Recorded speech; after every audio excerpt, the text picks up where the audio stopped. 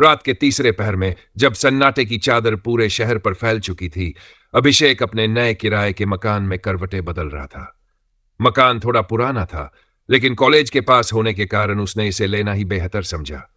आज पहली रात थी और उसे नींद नहीं आ रही थी। अचानक उसके कानों में एक मध्यम मधुर सी स्त्री कंठ से निकली आवाज गूंजने लगी, मानो कोई कानों में फुसफुसा रहा हो। तुम अकेले हो?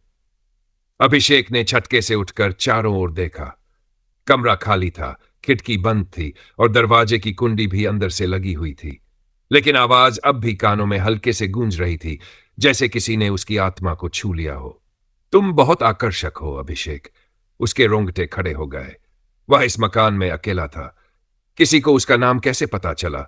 उसे लगा कि शायद यह उसका भ्रम हो, लेकिन तभी उसे एक सर्द हवा का झोंका महसूस हुआ, जैसे कोई उसके बेहद करीब आकर खड़ा हो गया हो। वह घबराकर बिस्तर से उठने ही वाला था कि अचानक उसके बाईं ओर किसी के बालों का स्पर्श महसूस हुआ, नर्म, रेशमी, और उसी पल एक हल्की सिसकी उसके कानों में गूंज उठी। मैं तुम्हें चाहती हूं।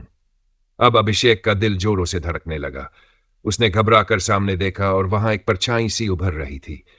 एक स्त्री, लंबी, गहरे काले बालों वाली, सुर्ख लाल आंखें। उसकी शक्ल रहस्यमयी थी, लेकिन उसका चेहरा बेहद मोहक था। कौन हो तुम? अभिषेक की आवाज कांप गई। मैं कर्ण पिशाचिनी हूं। उसकी सांसें तेज हो गईं। कर्ण पिशाचिनी एक ऐसा पिशाच जो इंसानों के कानों में मंत्र फुसफुसाकर उन्हें अपने वश में कर लेता है, उनके अंदर एक अजीब सी अनुभूति भर देता है, सुख और मृत्यु के बीच का एक भयानक एहसास। अभिषेक के शरीर में एक अजीब सी गर्मी दौड़ गई। उसका मन डगमगाने लगा। उसकी इंद्रियां सुन्न हो रही थी। पिशाचिनी धीरे धीरे उसके कानों के करीब आ रही थी। उसकी सांसें उसकी गर्दन को छू रही थीं। मैं तुम्हारी हर चाहत पूरी कर दूंगी। अभिषेक खुद को रोक नहीं पा रहा था।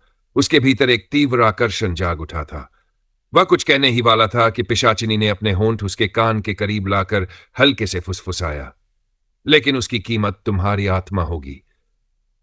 अचानक कमरे की दीवारें हिलने लगीं, हवा जोर से चलने लगी और अभिषेक की आंखों के सामने अंधेरा छाने लगा। उसकी चेतना डगमगाने लगी थी। उसने खुद को संभालने की कोशिश की, लेकिन पिशाचिनी अब पूरी तरह से उसे अपने जाल में फंसा चुकी थी। आखिरी बार जब अभिषेक की आंखें बंद हो रही थी, उसने देखा कि वह पिशाचिनी अब मुस्कुरा रही थी, लेकिन उसकी मुस्कान में मोहब्बत नहीं, बल्कि एक भयानक पिशाचिनी की भूख थी। रात ढल चुकी थी और अभिषेक अब इस दुनिया का नहीं रहा।